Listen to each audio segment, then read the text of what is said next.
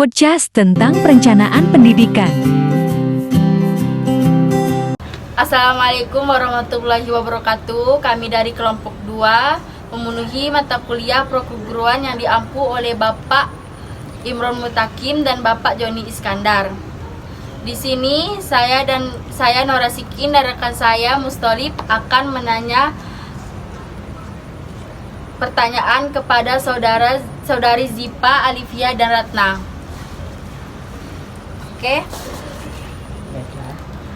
Kami akan menanya materi tentang perencanaan pendidikan. Adapun pertanyaan pertama, apa itu perencanaan pendidikan?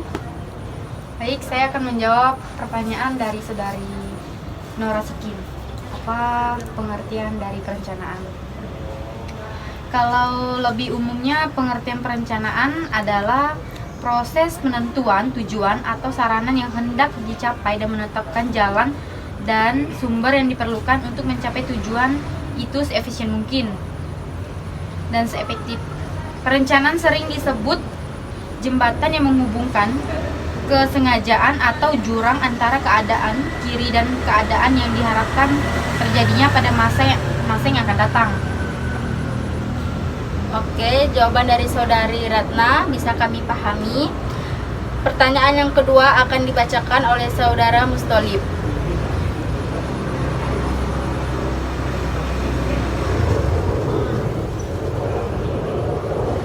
Baiklah, saya akan bertanya kepada Zipa Alifia, apa ruang lingkup perencanaan pendidikan?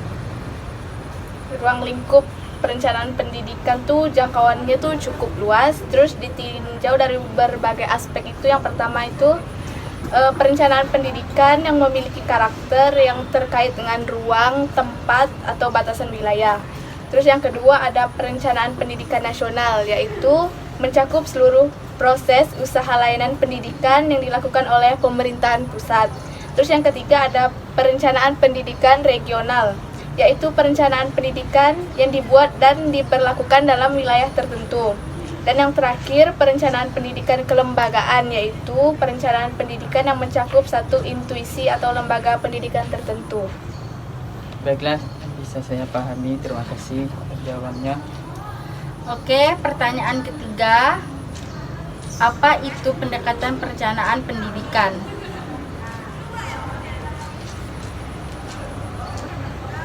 Apa? Bisa diulangi? Apa itu pendekatan perencanaan pendidikan? Dalam perencanaan pendidikan sendiri itu ada beberapa pendekatan yang digunakan, yaitu yang pertama tuh ada pendekatan kebutuhan sosial, ketenaga kerjaan, efisiensi biaya, dan pendekatan terpadu. Sedangkan pendekatan ketenaga kerjaan itu mempunyai peranan yang terbatas dalam perencanaan pendidikan karena pendekatan ini mengabaikan keberadaan sekolah umum. Oke, jawaban dari saudari Zipa Alifia bisa kami pahami. Selanjutnya pertanyaan yang keempat akan dibacakan oleh rekan saya Mustolib. Baiklah, saya akan bertanya, apa itu tahapan perencanaan pendidikan? Baik, saya akan menjawab pertanyaan dari Mustolib. Tahapan perencanaan yang terpenting dalam perencanaan termasuk perencanaan organisasi pendidikan adalah membantu keputusan atau keputusan harus dibuat pada setiap bagian proses perencanaan, di mana setiap kegiatan perencanaan harus melalui beberapa tahap.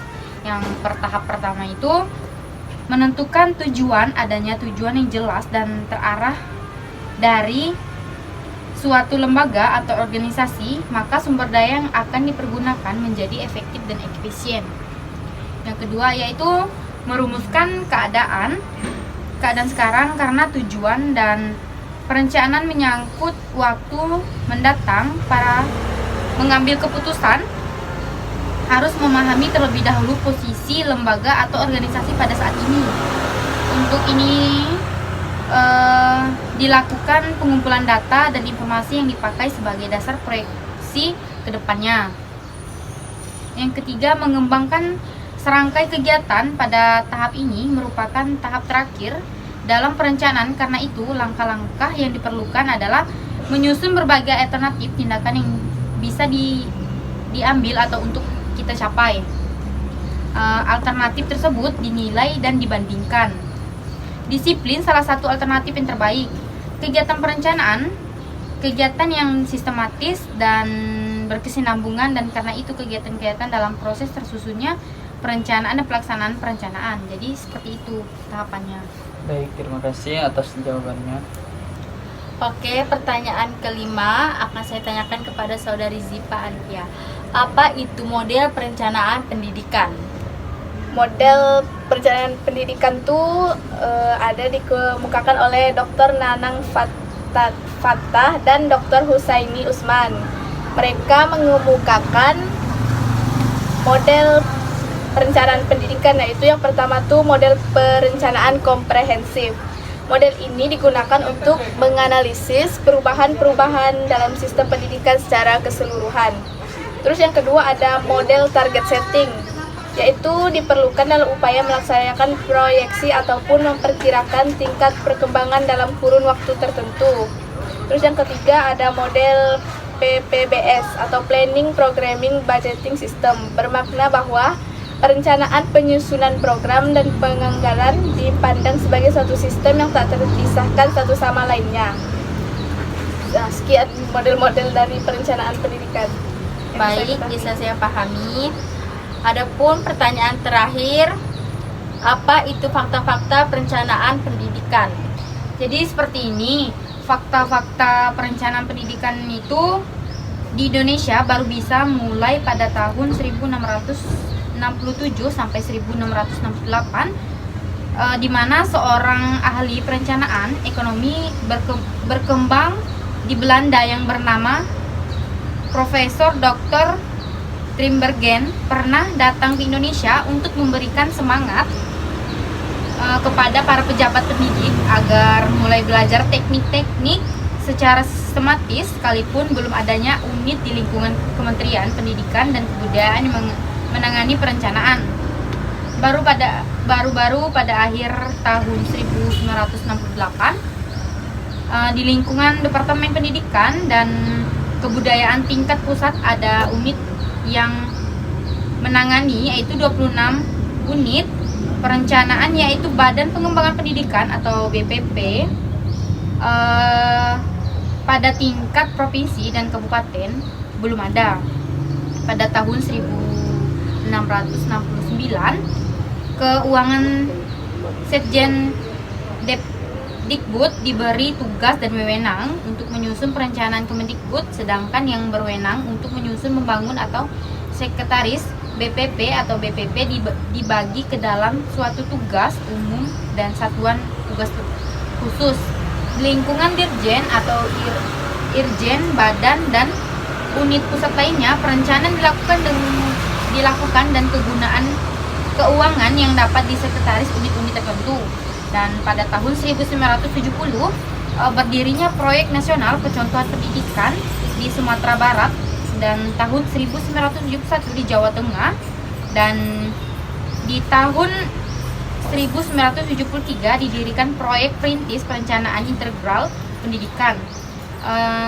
Terdapat Badan Pengembangan Pendidikan Daerah BPPD yang berfungsi melaksanakan beberapa kegiatan perencanaan seperti menyusun program dan proyeksi pelita dan harus menyusun hasil-hasil pelita. Jadi seperti itu fakta-faktanya, Bu. Oke, pertanyaan dan jawaban pertanyaan saya sudah dijawab oleh Saudari Ziva Alifia dan Ratna.